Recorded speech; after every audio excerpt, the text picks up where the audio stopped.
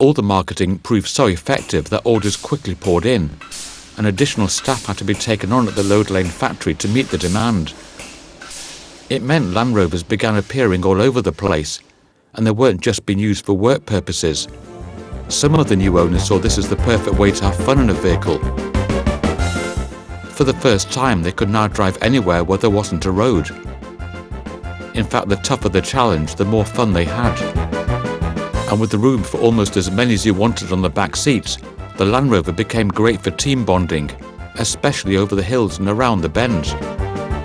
To many, this is when off-roading in the modern sense was born.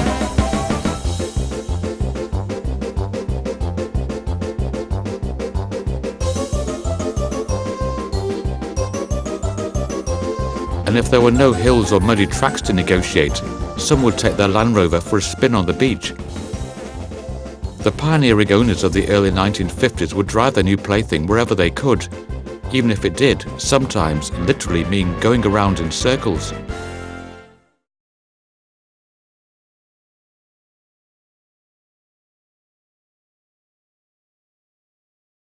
On the west side of the Pennines, a few miles north of Manchester, Jeff Smith is one farmer who also has a passionate interest in Land Rovers, and especially the old Series 1, and the way they were used by the farming community 50-odd years ago.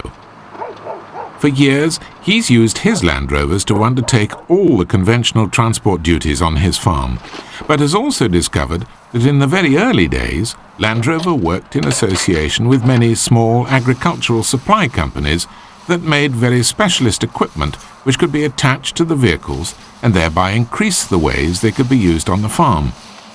He's tracked down a number of these special appliances and still uses them today. One of them is an industrial grass cutter or mid-mounted mowing machine which can be attached to the side of a Land Rover by a series of fixtures and brackets. It was made by the Watley brothers in Reading with the full approval of Land Rover. At the time, it cost around £56, although only about 50 were made, and this is believed to be the last one anywhere still in working use. It only takes about 10 minutes to get all the parts attached, and thanks to the fold-up arm, it can be assembled anywhere and then driven to the field where the grass needs cutting. And that's exactly what Jeff Smith still does, once he's got his drink supply on board.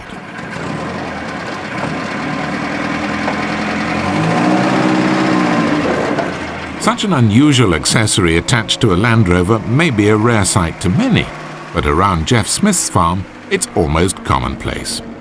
He's even made his own video diary of the mower in action. Once the grass has been cut, the wooden swathe board sweeps it into position so it'll not cause a problem for the tyres when the Land Rover comes round for its next circuit.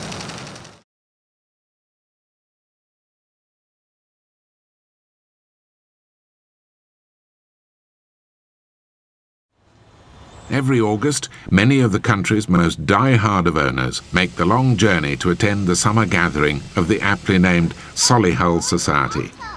This is the biggest Land Rover club in the state and one of the largest in America. It's early morning, and the owners are preparing for a long hike up one of the toughest trails in the region. The leader is Bill Burke. He's a professional off-road guide, former US Camel Trophy competitor, and one of the best-known Land Rover owners in America. There are few other people who have such an in-depth knowledge of Colorado's many mountainous trails. With four-wheeling, what happened was with work and all that, I didn't have time to actually do the hiking and climbing that I'd really like to do. You work 6 or 7 days a week and you have to spend 4 hours hiking into a spot when now you can drive 15 or 20 minutes for 2 or 3 miles and use it. So I've become really used to four-wheeling, and it's a lot of fun. I enjoy it. Got into it basically from that aspect that it afforded me a chance to go further than most people into a wild area and set up a base camp, and you get the cooler and the lawn chair and the big tent that you can set up. And really that's how I get into four-wheeling is I guess basically I'm getting lazy in my old age. A lot of people like the challenge of four-wheeling out here. High altitude being one. Some of the passes are very rough and rocky, and you'll encounter these alpine meadows where the trail goes through, and there's some deep mud bog.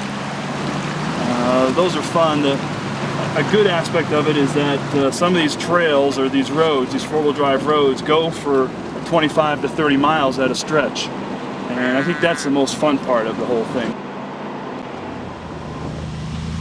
The hot summer weather means most of the trails here are bone dry, with the large boulders providing the Land Rovers with the biggest challenge. Most owners familiar with the area have learnt the necessary off-road skills to ascend the course with ease. Some scamper over the rocks and boulders like ants dancing around a leafy garden.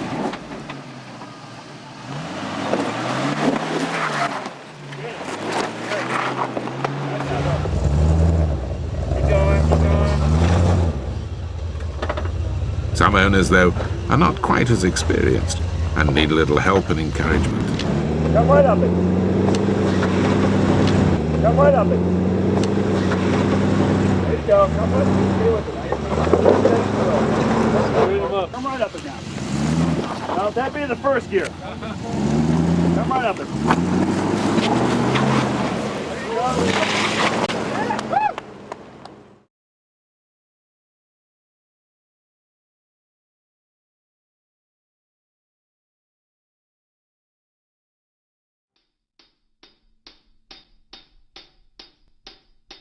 Range Rovers really are tested in the Arctic Circle, but before they get there, they have to pass various rig tests here at Gaydon. The guys here are literally trying to break every moving, hinging part by subjecting a lifetime of usage compressed into weeks, not to mention simulating different weather and temperature conditions.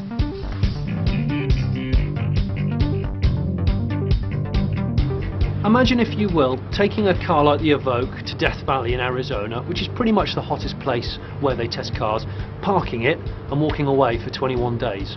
Well, that is precisely what's going on in there. That is a man-made replica of Death Valley. This chamber can get up to 110 degrees C. That's 1050 watts of power. What that does is to heat the inside and the outside of the car up to the most extreme temperatures that it would ever experience. The idea being, is everything going to cope? Is the car going to expand and contract? Are the plastics going to melt? Are the panel gaps going to be the same? So it's basically accelerating the age of the car.